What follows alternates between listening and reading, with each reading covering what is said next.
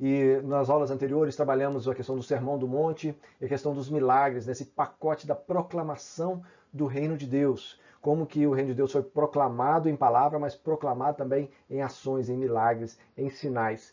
E agora nós vamos trabalhar essa ideia da proclamação, mas também da resistência que Jesus enfrentou, especialmente com os fariseus, os escribas, aqueles que eram os líderes religiosos. E isso é marcante em todos os evangelhos, mas também vamos ver como que Mateus trabalha esse tema.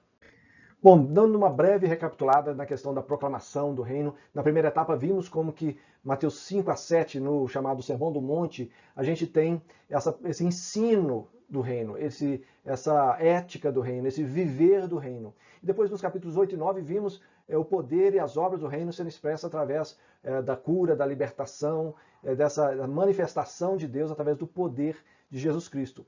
E assim as coisas vão caminhar.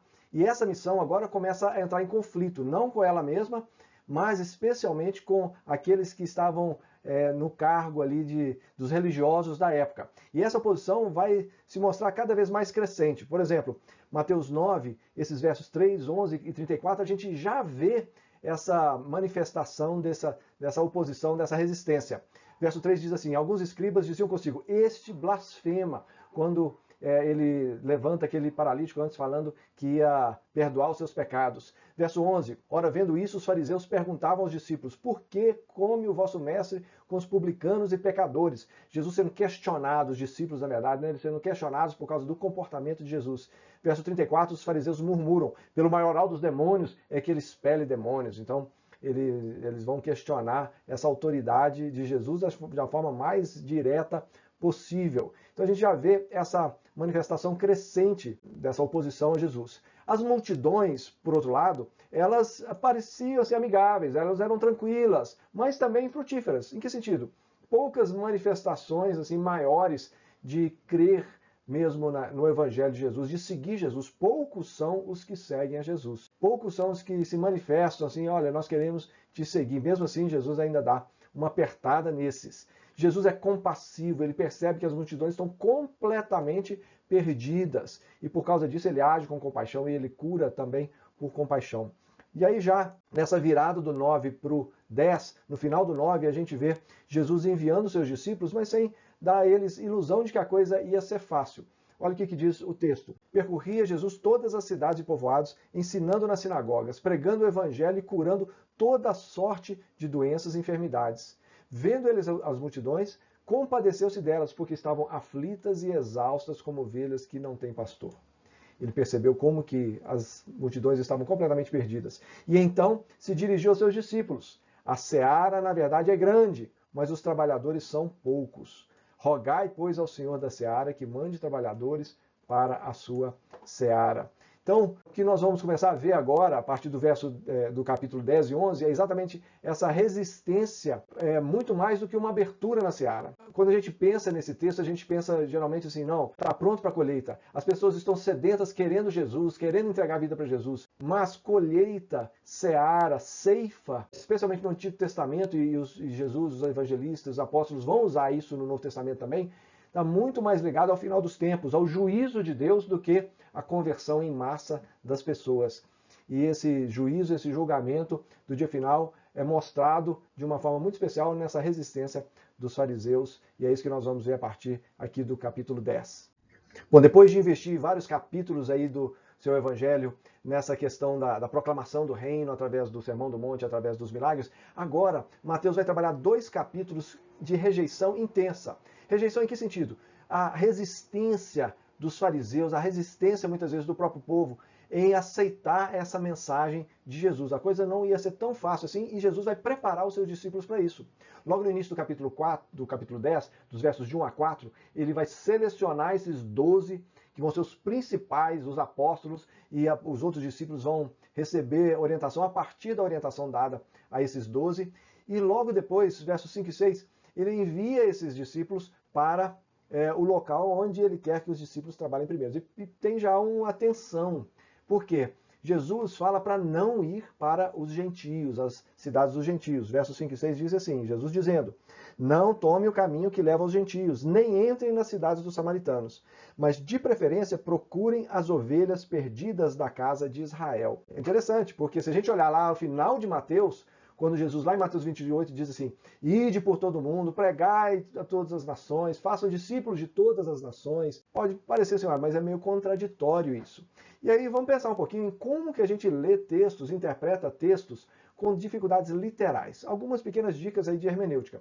Em primeiro lugar, qual que é o contexto cultural? O que está envolvido em termos de cultura que pode nos ajudar a entender isso? E linguístico, como é que é isso? Será que as palavras estão bem traduzidas? Será que alguma palavra não teve que ser arredondada na sua tradução porque não tinha um similar no português ou em qualquer outra língua? A questão do contexto, qual que é o contexto histórico redentivo? Parece uma palavra difícil, teológica demais, mas a ideia é, qual que é o lugar deste texto no plano divino? Quando a gente pega de Gênesis a Apocalipse, Deus está descortinando o seu plano. E ele não vai trabalhar em todos esses momentos da mesma forma. Ele não vai falar o que ele está fazendo em todos esses momentos da mesma forma. Há um crescente. Você começa no Éden e termina na Nova Jerusalém. E no desenrolar disso, muita coisa acontece. Então a gente tem que entender onde Jesus está neste momento no plano redentivo do Senhor.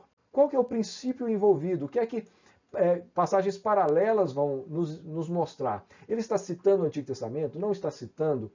Os outros evangelistas, como é que eles, no caso dos evangelhos, da interpretação dos evangelhos, como é que os outros evangelistas descreveram essa passagem? Isso tudo vai nos ajudar a entender melhor o texto. Então, por causa disso, a gente pode perguntar, por que Jesus proibiu os discípulos de irem aos gentios? Por que ele não queria, se lá em Mateus 28 ele fala explicitamente que tem que ir para os gentios? Bom, a gente tem que entender que Jesus estava cumprindo a sua obra para o povo judeu. Jesus estava sendo para o povo judeu o que depois o povo judeu iria ser para as nações.